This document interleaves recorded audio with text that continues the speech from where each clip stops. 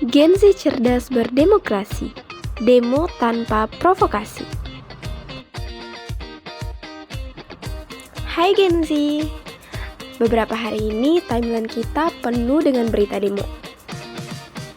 Ada yang damai, tapi ada juga yang ricuh.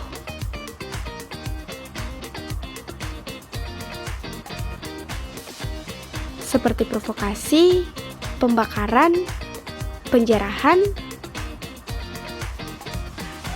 bahkan sampai ada korban jiwa loh. Pertanyaannya, gimana caranya kita bisa tetap bijak, gak gampang terprovokasi, dan bisa memahami arti demo yang sehat? Demo itu sah, dijamin oleh undang-undang. Terdapat dalam pasal 28E ayat 3 dan Undang-Undang Nomor 9 Tahun 1998. Tapi beda tipis antara menyuarakan aspirasi dan ikut-ikutan ricuh. Dalam ilmu komunikasi, ada satu teori yang dikemukakan oleh Maxwell M. Combs dan juga Donald Shaw, yaitu teori agenda setting.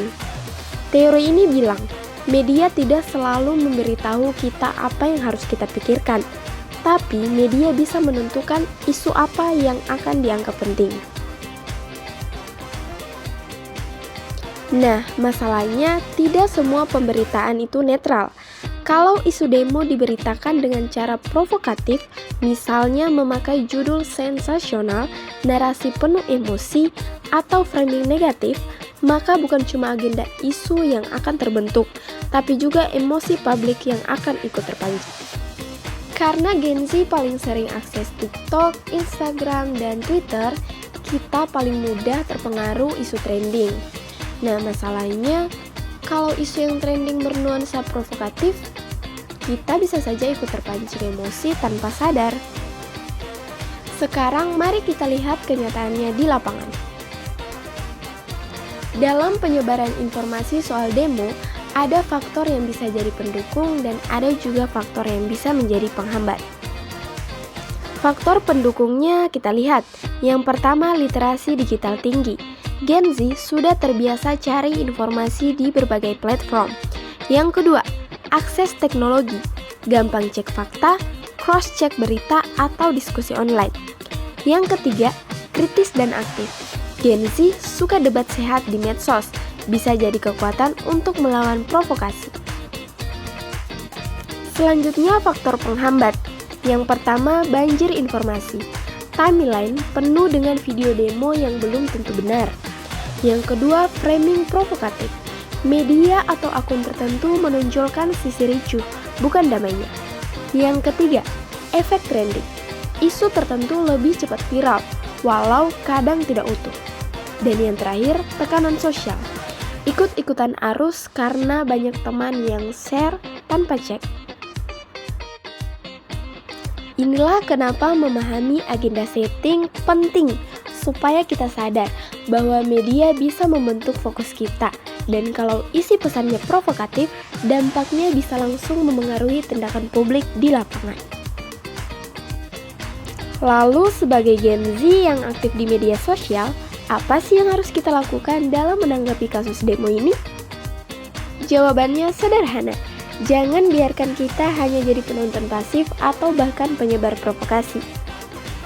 Kita bisa mulai dengan beberapa langkah kecil, tapi berdampak besar.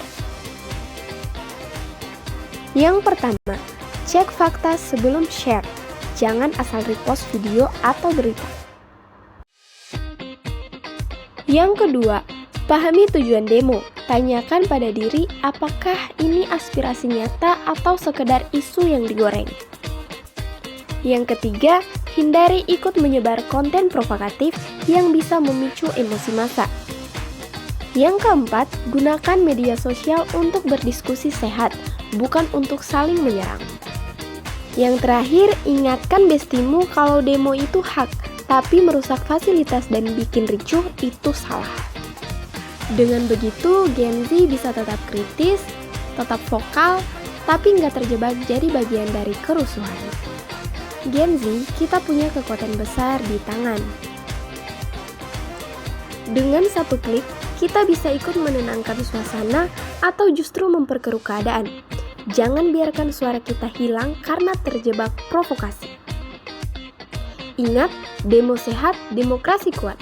Dan generasi kita bisa buktikan kalau bersuara itu bisa kritis, bisa damai, dan tetap keren. Gen Z, suara kritis, aksi manis.